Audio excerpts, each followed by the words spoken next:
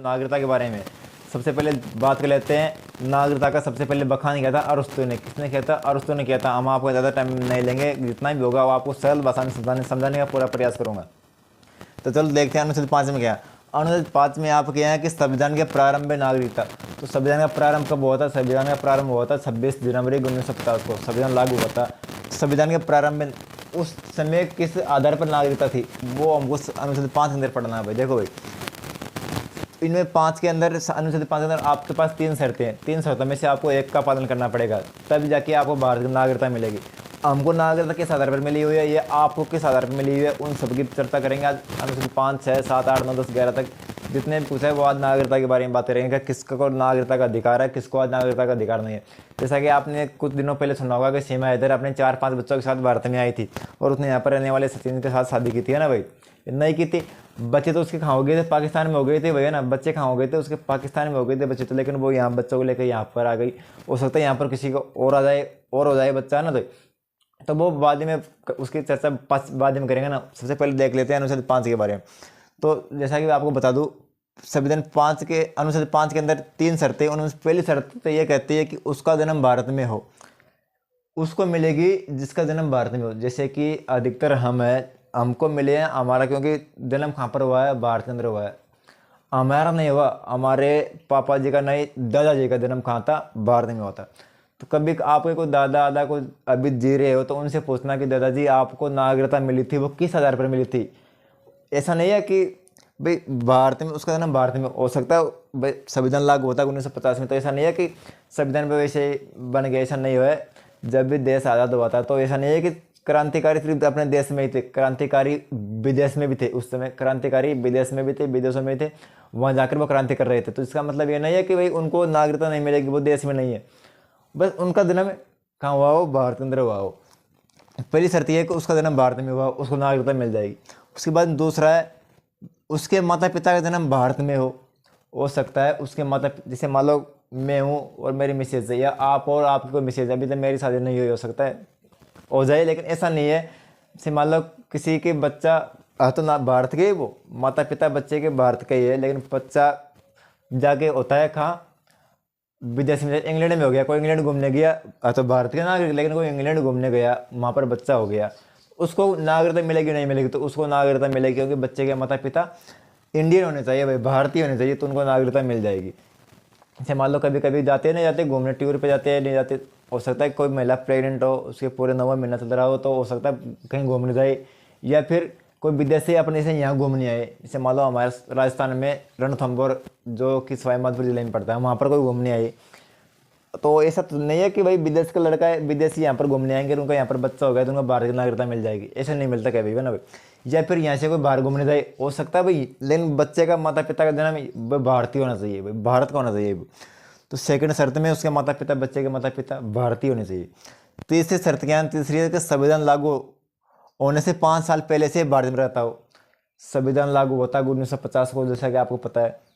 उससे पहले 5 साल पहले, उससे पहले भारत में रह रहा हो वो, उस टाइम में भाई ये है, ये अनुच्छेद जो है तो उस समय की स्थिति को देखते हुए, उस समय की स्थिति को, क्योंकि आपको पता है जैसा कि वह देशों का बंटवारा आपस में हो गया था, पाकिस्तान अलग बन गया था और ये भारत अलग बन गया था, तो उस समय की स्थिति को काबू रखने के लिए है ना भाई, ये सारे नियम बनाए गए थे। वो इसलिए बनाए गए थे भाई, भारत में जब से पाकिस्तान जा रहा है, पाकिस्तान से भारत आ रहा है, कोई इधर घूमने जा रहा है, उधर घूमने जा रहा है, उस आधार पर बनाए गए थे नियम।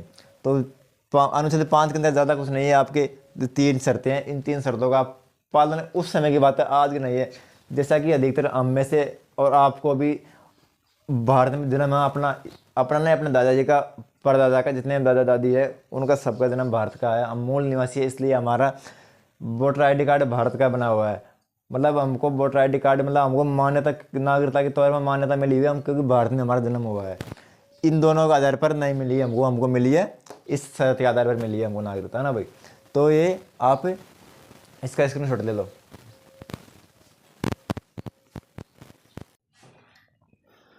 जैसा कि हमने अनुच्छेद 5 में पढ़ लिया था 3 शर्तों के बारे में, अब पढ़ेगा अनुच्छेद 6 और अनुच्छेद 7।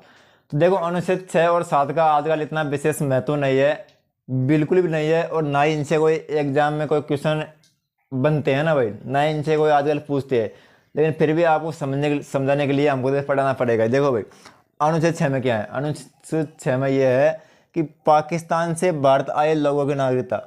उस समय जब देश का बंटवारा हुआ था, उस समय ये थोड़ी था भाई, उस समय ये था कि भाई जिसको भारत देश अच्छा लगा हो वो भारत देश में आ सकता है, और जिसको पाकिस्तान अच्छा लगे वो पाकिस्तान में जा सकता है।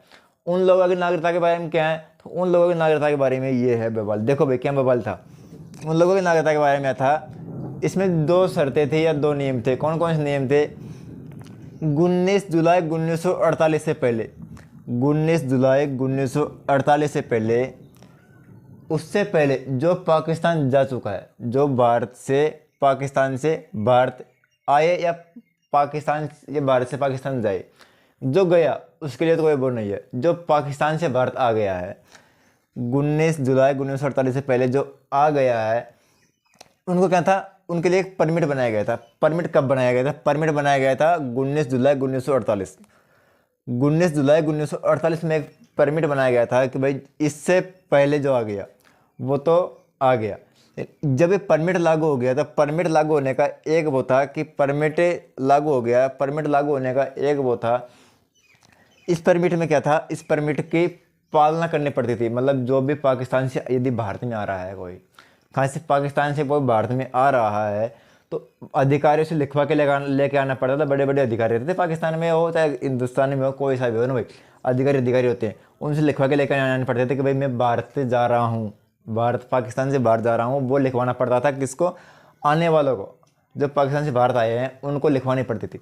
जो जब से परमिट बना था 19 जुलाई 1948 परमिट बना था, लागू हुआ था परमिट, उससे पहले जो आ गया उसके लिए तो कोई बात नहीं थी, वो तो आगे सो आ गया। लेकिन जब ये परमिट लागू हो गया तो जब तो फिर लिखवाना फिक्स था, लिखवाना पड़ेगा, लिखवाना पड़ेगा। उसके बाद में क्या था? 19 जुलाई 1948 के बाद, 19 जुलाई 1948 के बाद में क्या था? उनको परमिट में 6 महीने की वैलिडिटी रहती थी।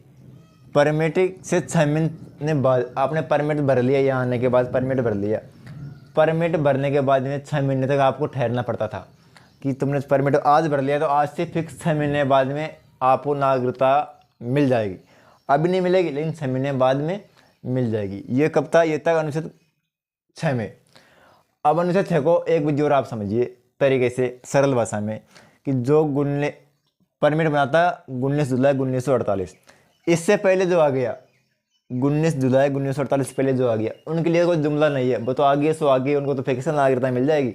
लेकिन जो इसके बाद आए, जब परमिट लागू हो गया उसके बाद जो आए हैं, इसके बाद अगर जो आए हैं उनको 6 महीने तक परमिट भरने के बाद 6 महीने के बाद नागरिकता मिलेगी।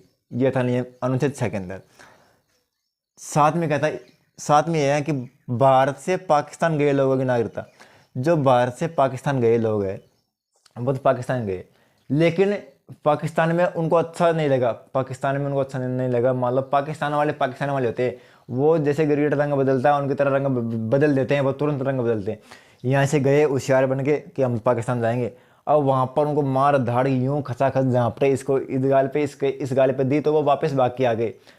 एक बात है, देखो भाई, जो आपने अक्सर सुना होगा कि अपने घर का जो लड़का है, बड़ा लड़का है छोटा लड़का कोई सा भी हो, घर का यदि सदस्य सुबह उठ के जाए और शाम तक वापस आ जाए, शाम तक वापस आ जाए तो उसको रूठा हुआ नहीं कहते, उसको बोलते हैं भटका हुआ, भटक गया था वो वापस आ गया। जैसे ही भारत से गए लोग पाकिस्तान, उनको वहाँ पर अच्छा नहीं लगा, वो वापस आ गए, वापस आ गए। तो अब आप ही बताए मित्र कि उनको नागरिकता मिलनी चाहिए नहीं मिलनी चाहिए? उनको नागरिकता मिलनी चाहिए। जो भारत से पाकिस्तान गए लेकिन वहाँ पर उनको बर्ताव उनका अच्छा नहीं लगा, वो वापस आ गए, तो उनको नागरिकता मिलनी चाहिए कि नहीं मिलनी चाहिए? मैं ऐसे नहीं मानूंगा, आप भी दोनों हाथ ऊपर करके बताओ कि नागरिकता मिलनी चाहिए कि नहीं मिलनी चाहिए, है ना भाई? ये मजाक वाली बात थी, लेकिन नागरिकता मिलनी पड़ेगी, उनको नागरिकता मिल जाएगी, लेकिन 6 महीने का रजिस्ट्रेशन फॉर्म उनको भरना पड़ेगा। 6 महीने का रजिस्ट्रेशन फॉर्म भरना पड़ेगा, उसके बाद में उनको नागरिकता मिल जाएगी, है ना भाई? ये था अनुच्छेद 6 में और 7 में। ये आज के, ये तो उस समय की बात है, उन उस समय तत्काल स्थिति को देखते हुए, मद्देनजर रखते हुए स्थिति को, और ये दो नियम बनाए थे, है ना भाई? तो आज इसका कोई वो नहीं है, तो आप इसका स्क्रीनशॉट ले लो।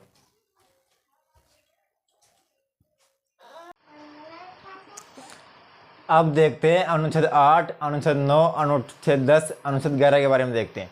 उसके में अनुच्छेद 8 में क्या है? अनुच्छेद 8 में देखो भाई, भारत के बाहर रह रहा बच्चा भारत का नागरिक होगा यदि उसके माता पिता भारतीय हैं। तो कोई बच्चा भारत के बाहर रहकर मतलब पढ़ रहा है, भारत के बाहर रहकर कोई पढ़ रहा है तो वो भारत का नागरिक होगा। क्यों होगा? क्योंकि उसके माता पिता भी भारतीय है। ये अनुच्छेद 8 बोलता है यदि वो बच्चा भारत के बाहर रहकर कोई स्ट्रगल कर रहा है, पढ़ रहा है, धंधा कर रहा है, काम धंधा कुछ भी कर रहा है, वो भारतीय नागरिक होगा, क्योंकि उसको भारत सरकार मान्यता देगी। क्यों देगी? क्योंकि वो उसके माता पिता भारतीय है, इसलिए उसको देना पड़ेगा। बाद में है अनुच्छेद 9। अनुच्छेद 9 में देखो क्या है? अनुच्छेद 9 में विदेशी नागरिकता लेने पर भारत की नागरिकता समाप्त कर दी जाएगी। यदि मान लो आपको कोई कंट्री, इंग्लैंड या अमेरिका या कनाडा या रूस, आपको कोई कंट्री आपको अच्छी लगी तो आप वहाँ पर रहने लग गए, आपने उस देश की नागरिकता ले ली, आपने उस देश की नागरिकता स्वीकार कर ली कि भाई मैं तो यहीं रहूँगा, और वहाँ की आपकी बॉर्डर लिस्ट में आपका नाम जुड़ गया है ना भाई। यदि आपकी बॉर्डर लिस्ट में नाम जुड़ गया वहाँ की में, तो आपने वहाँ की नागरिकता ले ली, तो आपकी नागरिकता भारत से समाप्त कर दी जाएगी, हटा दी जाएगी। दूसरी बात क्या है? अनुच्छेद 10 में क्या कहता है? नागरिकता तब तक बनी रहेगी जब तक आपको अनेकता कार्य नहीं कर दे। आपकी नागरिकता तब तक कोई नहीं छीन सकता जब तक आपको गलत काम नहीं कर दे।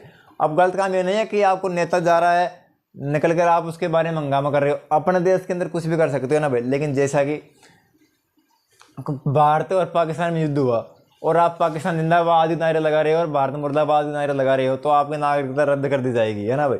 क्यों रद्द कर दी जाएगी भाई? इसके अंदर अनुच्छेद 10 के अंदर साफ साफ स्पष्ट कह रखा है नागरिकता तब तक बनी रहेगी जब तक, अब देखो जैसे कोई विदेशी मंत्री यहाँ पर घूमने आया या विदेशी राष्ट्रपति घूमने आया, अब आप कोई बोल देगा कि इसको कुछ वो करना आना, उसकी तरफ पत्थर फेंकना, मारना, कुछ ऐसे करना, तो आपकी नागरिकता खत्म कर दी जाएगी, क्योंकि आप गलत काम कर रहे हो।